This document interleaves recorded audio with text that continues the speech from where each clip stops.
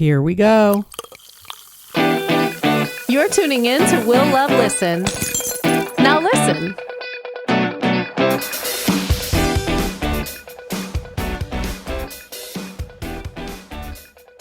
Hey, Hey there. how are you?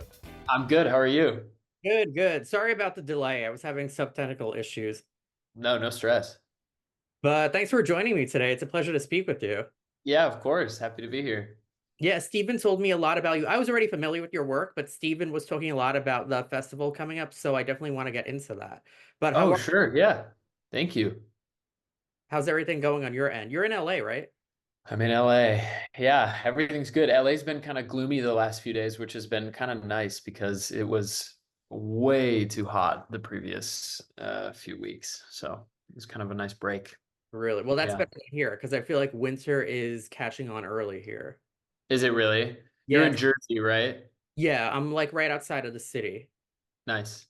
but it's Nice. like It's already cooling off. yeah, it's already getting that fall weather, and I'm like, I like the summer. Like I could like live in LA. Yeah. So it's like, oh, come on. Yeah, yeah. I hear you. But yeah, there's a lot I want to get into with you. I want to talk about the festival and all the projects you have coming up, but I want to learn a little bit about your background. So I want to like take it Sure. back to like your younger years to now. So where did you grow up and how was your life growing up? Yeah. I grew up in Michigan. I grew up partially on the west side of the state, over near Kalamazoo, which would probably be the most famous city on that area that I grew up in. And then most of my like middle and high school years were spent outside of Detroit. So I grew up in like Metro Detroit area, and that's kind of what I claim is Michigan. I grew up oldest of four siblings, so a big busy house. Yeah. And lots of, lots of vying for attention, which is how you end up a comedian and a singer. Yeah. But yeah, I grew up with a lot of siblings. I grew up, my dad was a pastor for a while, so I grew up sort Oh, of a well, pastor's kid, which is a fun sort of shape to the way that things started. But yeah. um, yeah, and then kind of from high school, I ended up going to Emerson College in Boston to study musical theater. And then from there have been kind of doing whatever anyone will let me do, which right now is be a comedian, and sometimes is be a Broadway person, and sometimes is be an actor. But I really like making stuff and doing what whatever anyone will, uh, see, sign up for, subscribe to, whatever. That sounds like an interesting life. I always wondered, like, if you grow up in like that Detroit metro area, I know there's that one highway that takes you like right to Canada. So did you find Yeah, yourself going to Canada a lot, like as a kid, just because it's like right there? that's funny. I didn't go to Canada a ton. I mean, I think there were like class trips, but I didn't really do them. But my college roommate came to visit us once, and we lived north of Detroit, and he lived south of Detroit. And if you get on the wrong highway and exit in the wrong way, you literally go across the bridge to Canada and have to tell the customs officers, like, "Hey, I'm so sorry, I did not mean to be here." And apparently they're used to it because once you get on like one wrong turn, you're stuck. You're stuck going to Canada for like the next 30 minutes.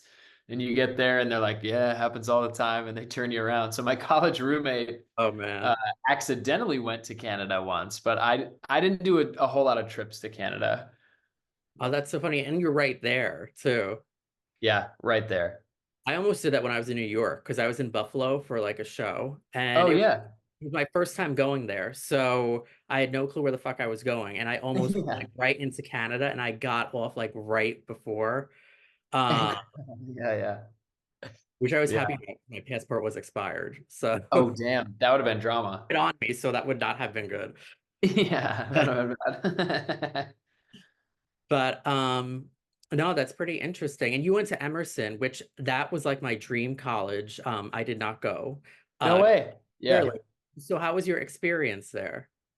It was great. I mean, like, I would say, like, The two best parts of Emerson are Emerson is full of a bunch of weirdos, which is awesome. It's like the place you go that you can feel like there's a bunch of other artists and weirdos and different people, and like you can find uh, any flavor of person that you feel like you want to be is around at Emerson. And honestly, Boston is like the other best part. So like Emerson culture, just like being all the weirdos and fun, cool people. Yeah. And then just being in Boston is amazing. It's one of my favorite cities in the country.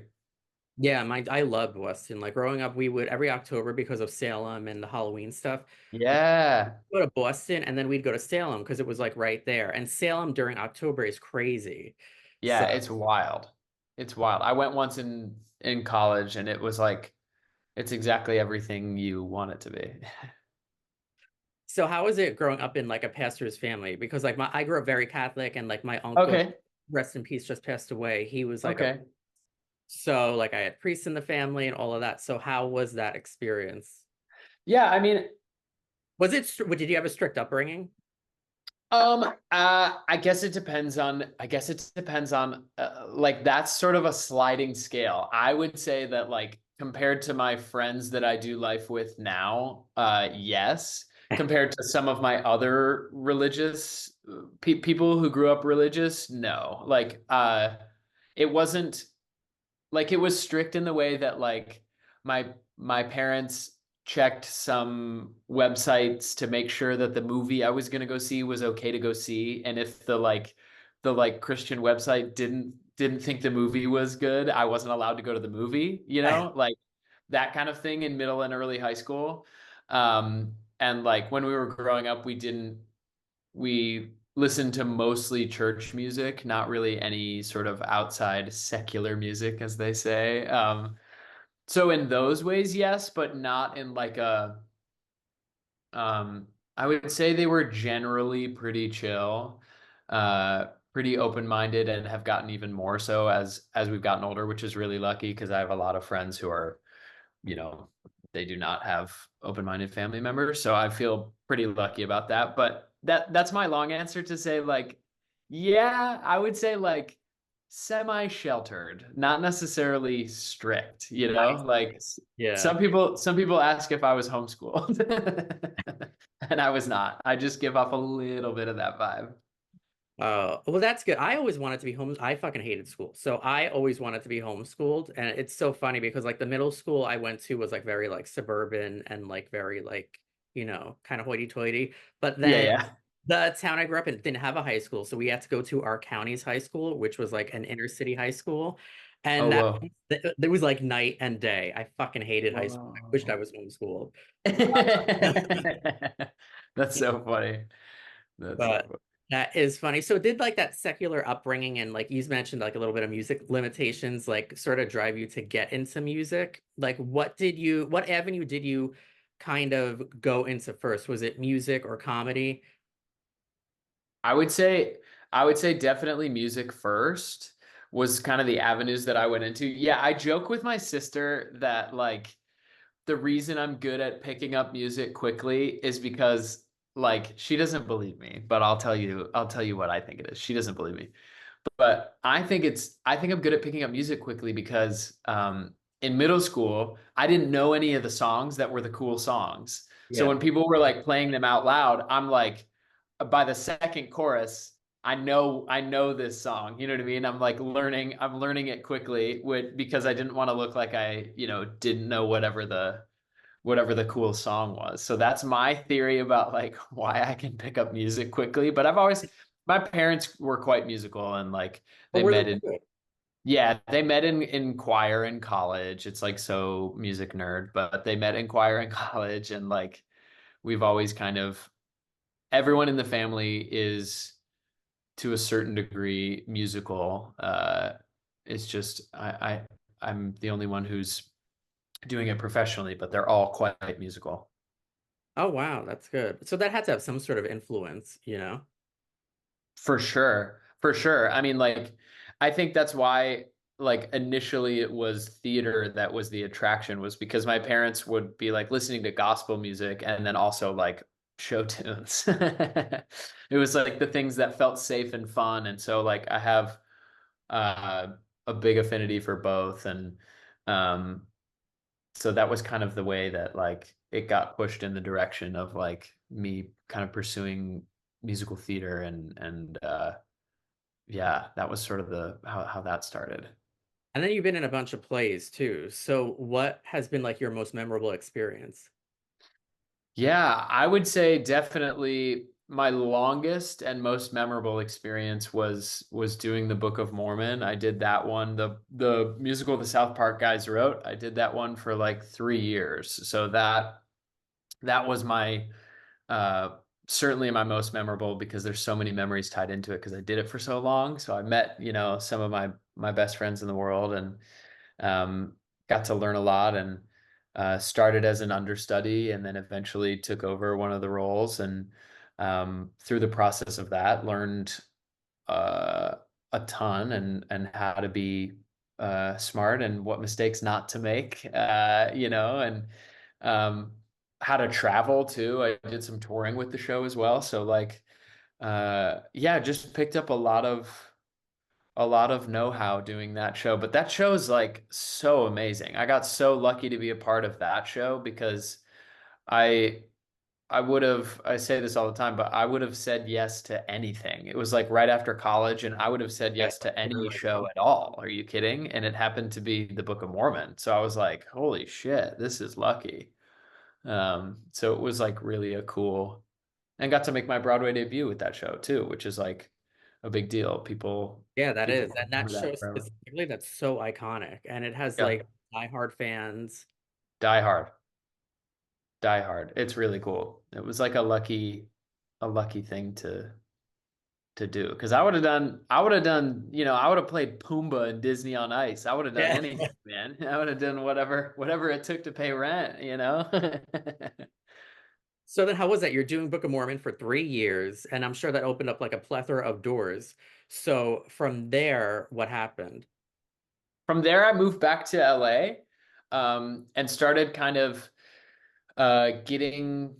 getting more into the comedy scene out here, sort of the alt comedy scene, less of like because even now I don't do like straight up stand up. I'm doing music comedy, so Yeah.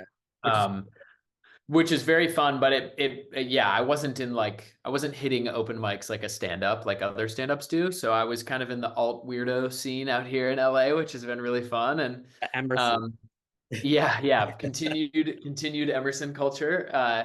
Yeah, so I stayed out here and did that, and then was on a TV show for a couple seasons and kind of bopped around and have been functioning as actor and like sort of online creator and again anything anyone will let me do. I'm just kind of always making stuff and trying to be a part of stuff and um, that all kind of led to me making live shows of my own and that's kind of what I'm up to now is I'm on tour these days with my live stuff and taking that around and um, yeah, it's been fun. I was just in Chicago and Nashville and Boston last week and it's been really fun. It's my first tour, so it's just like cool. Oh, my dog is here.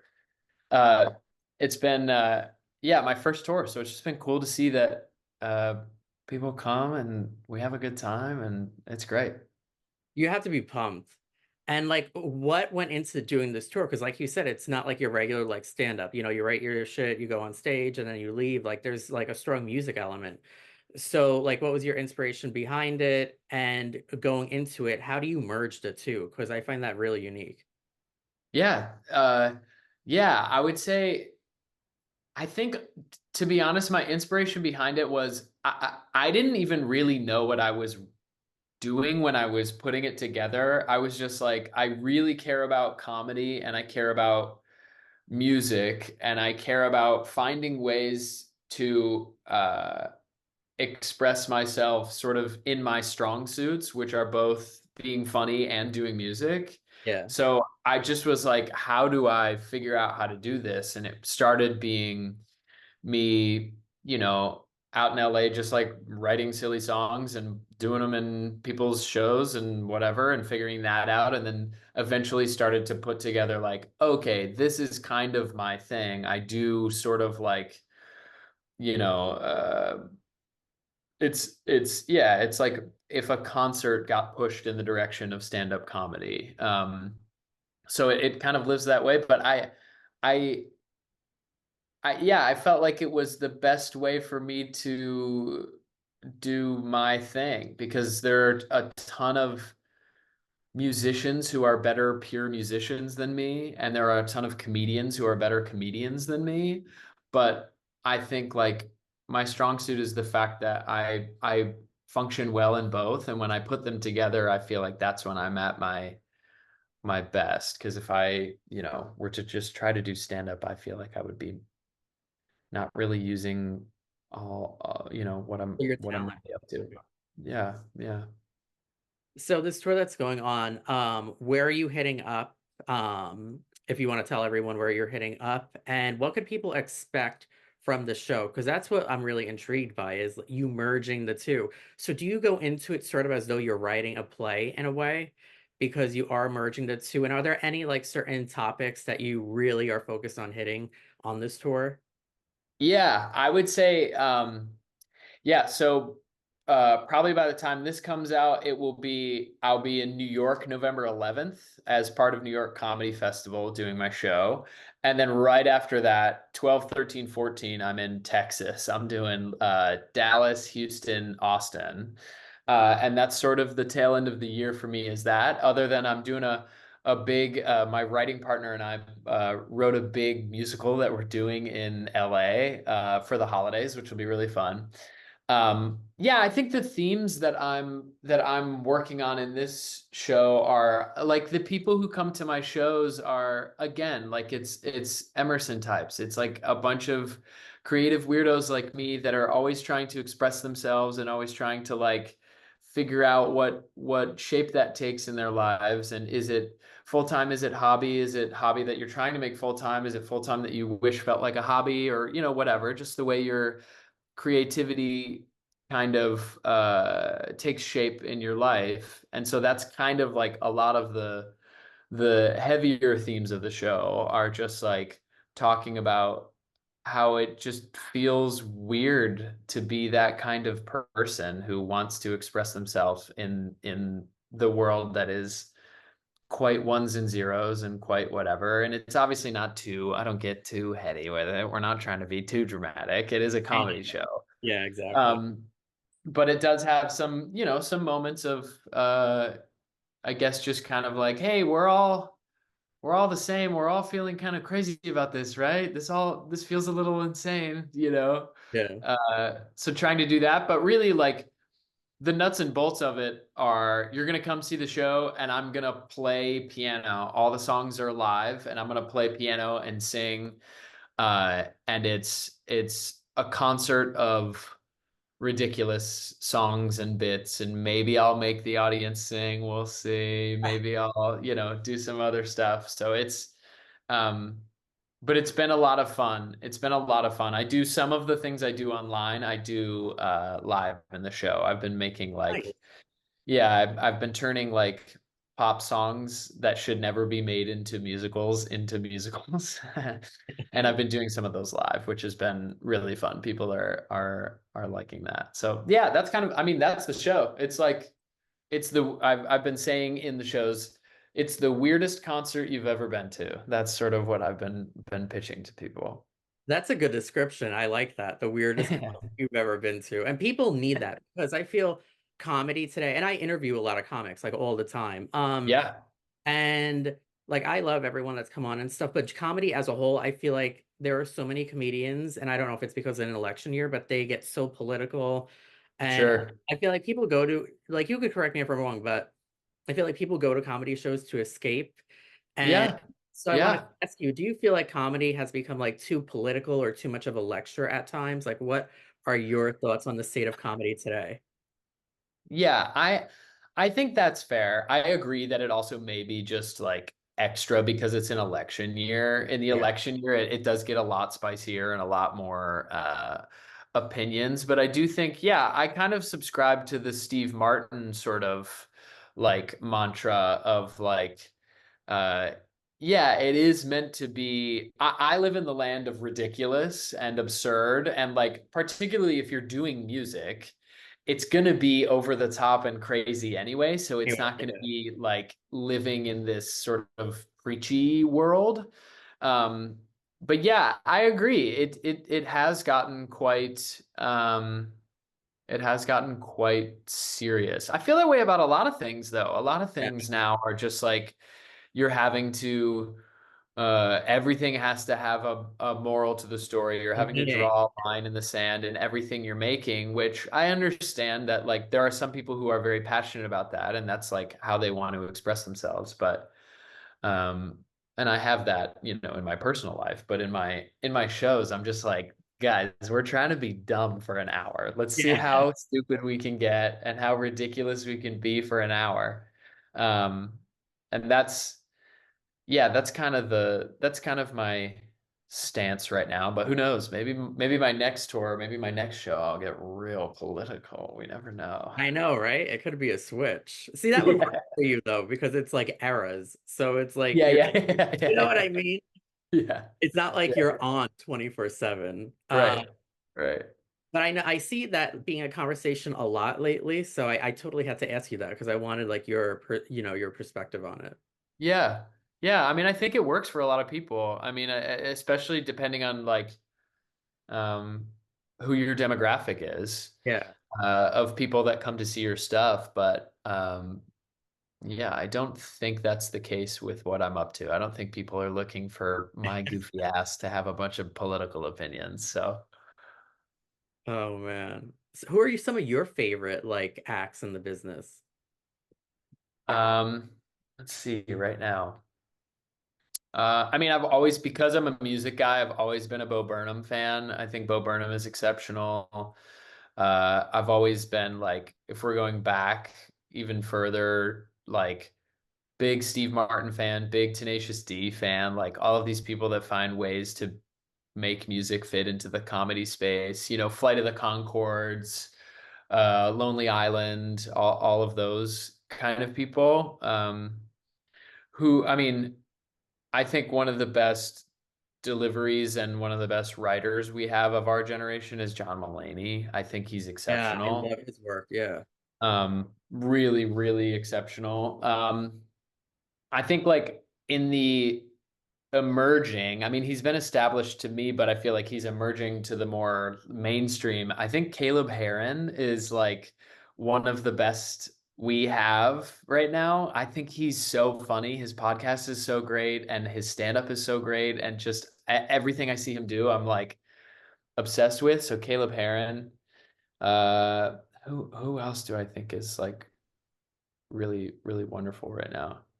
Oh, I'm recent friends with and I'm really impressed with and into Angela Johnson Reyes, who has been Funny you she's mentioned been that. around, she's been touring for years and is still like she's On still it. so funny. She's just Yeah. like went to see her show a month ago and yeah, she's just so funny. And then like on the personal side, she's been so kind to me and has been so like helpful as I'm sort of getting my stuff going. And yeah, those are some names that I feel like I appreciate and are impressive to me. And yeah, Yeah, those were good ones. I like everyone you mentioned. And it's so funny. I feel like your work does kind of parallel John Mulaney. So I feel like if people are sure. him, like they would like your stuff.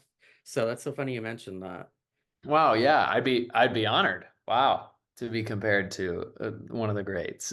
Yeah, no, there's like a parallel there. I see it. Yeah, It's funny, I was already thinking that when I had like, watched some of your stuff. So that's funny you mentioned. yeah. And Angela Johnson, I love her. It's Oh so my funny. I gosh. know a psychic actually that read her recently, and he Oh, said, no way. yeah, and he said, because I interviewed him, and he said like she's amazing and all of that, and I may actually be interviewing her soon too. So it's so funny you mentioned her. Cool. Yeah. Oh, she's the sweetest. She's so hardworking and kind and really, really good at her job. Yeah, for sure. How was it doing TV? Was that like a pivot for you? Um, That's a good question. It didn't feel like a total, I mean, it felt new and exciting. I don't think it felt like a total pivot because the show I was on, like I had just come out of Book of Mormon and kind of ended up on that show. And the show that I was on was kind of a silly sort of over the top, not too over the top, but it wasn't like I was going from doing Book of Mormon to like a serious HBO show, you know? I Yeah. was going from doing Book of Mormon to like a comedy on ABC. So it made it um an easier transition in that way, just like tone wise. Um, but I loved it. I had a blast. I wasn't like that crucial to the show, so I never had like tons and tons and tons and tons of work to do. So I found it to be like almost entirely fun and easy, and like it was way easier on my voice and body than like doing 8 shows a week on Broadway. Like that life is really hard, and the TV life is hard, but particularly like a half-hour comedy was just like, at least in my experience, it was hard, but it was mostly just fun. Yeah. Like it was just like good people. There's a lot of downtime, which is like fine, but at least, and we were shooting in LA too. So like I was home. So like when I went home for the day, I literally went home for the day as opposed to like being on tour or shooting something on location. So I found it to be really fun and met some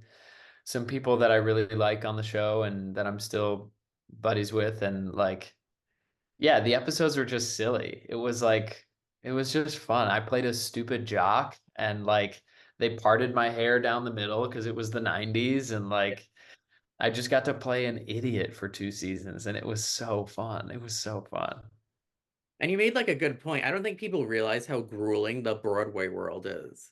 Oh, oh my gosh. It's so brutal, especially for dancers. Like it's almost like pro sports in that like a Broadway dancer doesn't really make it too far into their 30s usually, just because of like without having to retire or having to pivot or having to be just purely an actor in some way. Yeah. Um, just because it's so hard on your body. You're like dancing as hard as you can for 2 hours every day except Monday. And if you're touring, it means that that Monday off is actually your travel day.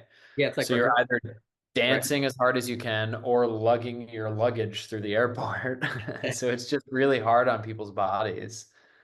Wow. Yeah. So I have heard that Broadway is so grueling. And like anyone that interviewed that's ever like started on Broadway, even did doing like a stint, they have said that it requires a lot. Yeah. Yeah. It's like, I feel like the equivalent is baseball, where it's like baseball has a bunch of games, like their seasons are so long, and like one game isn't horrendous, but like the fact that you're playing 5 games a week or whatever So they many do, back to back. Yeah. yeah, and all the travel and all the whatever, it's just like the repetitive on your body, the repetitive stuff on your body and on your voice and on your just like your energy. It's just hard.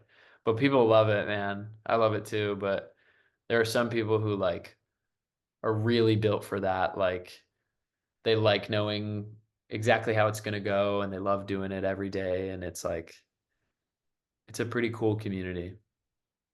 What's next for you? Because like I know you have a lot going on now. I feel like Yeah. your career is like really blossoming now. So like what's next to you, next for you? Where do you hope to take it? Do you have any other projects in the works that you're currently working on, etc.? Yeah. What's next for me? I think what's exciting about what's next is I don't know. I'm like, I mean, more touring, of course, Yeah. because that is like fun and like it's good for me. It's good for my spirit and it's good for my business. And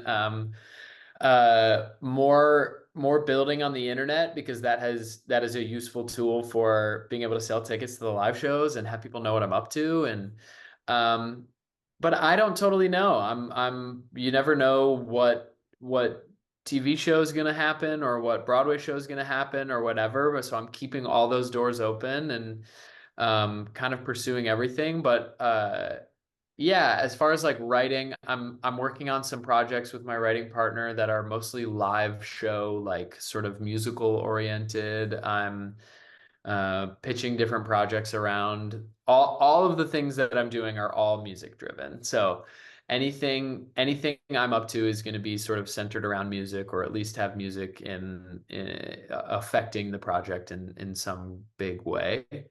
Uh, yeah, so that's a long answer to say, like, other than touring and continued like fun on the internet, I never know, you know. I just did a show here in LA for they had me come in and perform a couple of times, and that came out of nowhere. So um, you know, you never know who's gonna be in your DMs, you know? Yeah, true, true. Yeah, I like that. You're very like open to shit. That's how I am because like Yeah. I DJ'd in radio for like years and then I pivoted with the podcast. I also do like media operations work for NBC. So like Oh, I'm cool. always like open to, different projects and things of that nature. So I'm very Yeah. like that. I feel I like think that it's how you have to be. I think it's the like only way to otherwise you kind of box yourself in, and then, you know, you kind of have to be open. yeah, exactly. What's your sign, by the way? I'm a Libra. A Libra. Okay. Yeah, Yeah. that I makes don't know I forget my rising and my but I'm Libra, and I'm told that I'm quite Libra because I'm very even. I'm very balanced. I'm very chill. yeah, that is true. Libras are like that. They're very like Yeah. they're like W- good vibes. They could chill Yeah. with the flow. What's your sign? Pisces. Ooh, Pisces. Okay. Yeah. Do you identify that way? Do you feel that way? I do. Yeah, I do. Because I'm pretty emotional. So like I'm an emotional person and I'm passionate about things I'm passionate. And Pisces are known for like being creative and into everything. So Yeah. it's like I have the podcast, I do the NBC work, and then I do entertainment writing for Out in Jersey magazine. So like Oh, I keep nice.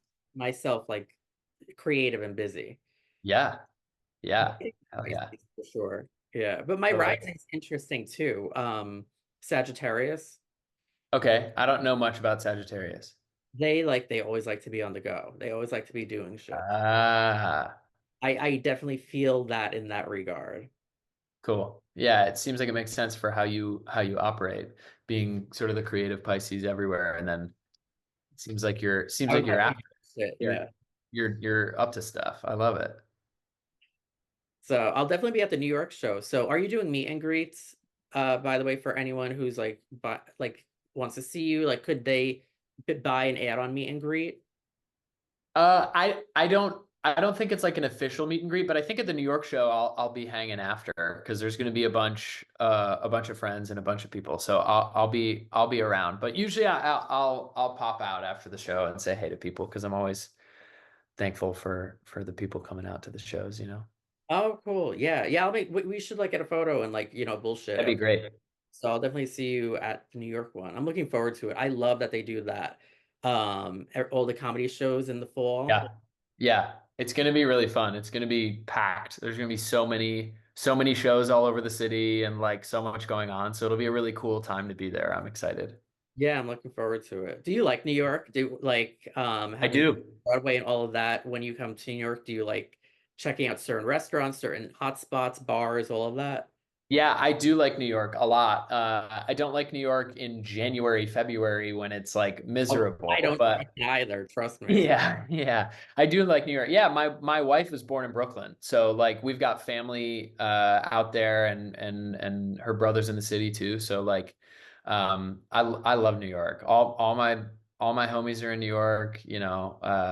My wife's family's there too. So it's the culture's fun and the food's fun, to be in a walking city is like such a great relief coming from LA, which is such a driving city. So I love it, but I don't love it January, February, March. It's miserable. It's I know. miserable. So That's like so the I'll stay transition here from at to that time. LA. Yeah, yeah. And you recently got married, right? I was reading that. I got married. We're coming up on 6 years. So it's yeah, it's we're yeah, it's crazy. Yeah, It six flew years. by. I wonder what I was reading then. Wow, It congratulations. might have been, yeah, I don't think I've updated anything about that. So it might have said just got married. Oh man, that's good. That's good. Impressive. Yeah, yeah, it's great. Nice, nice. Well, I'm looking forward to the New York show. Thank And you. Yeah. yeah, everyone should buy a ticket. What depending upon where they live, Texas, California, New York. So Yeah. I'll definitely be there. Look forward to meeting you. And is there anything you'd like to plug besides that, of course? No, just the New York show. I'm excited. That's gonna be a big show. It's gonna be a lot of fun. Tickets are already selling well, which is great. So it's a fun it's gonna be exciting. Chelsea Music Hall will be like a really cool place to do my show. It'll make sense to do my sort of music show in a music venue, so that'll be a really fun ordeal. Other than that, I mean, come find me on the internet. I'm around on Instagram and TikTok and whatever, and I'm always having fun posting dumb stuff. So we'll have a party there. But yeah, thank you for having me. It's been fun to chat. I appreciate you having me on. Yeah, for sure. You'll have to come back again soon. And I'll tag you on everything when it comes out, of course. Amazing. Amazing, amazing. Yay, I'm looking forward to it. Smile real quick for a photo. Okay. Good. Nice. Nice, nice, nice.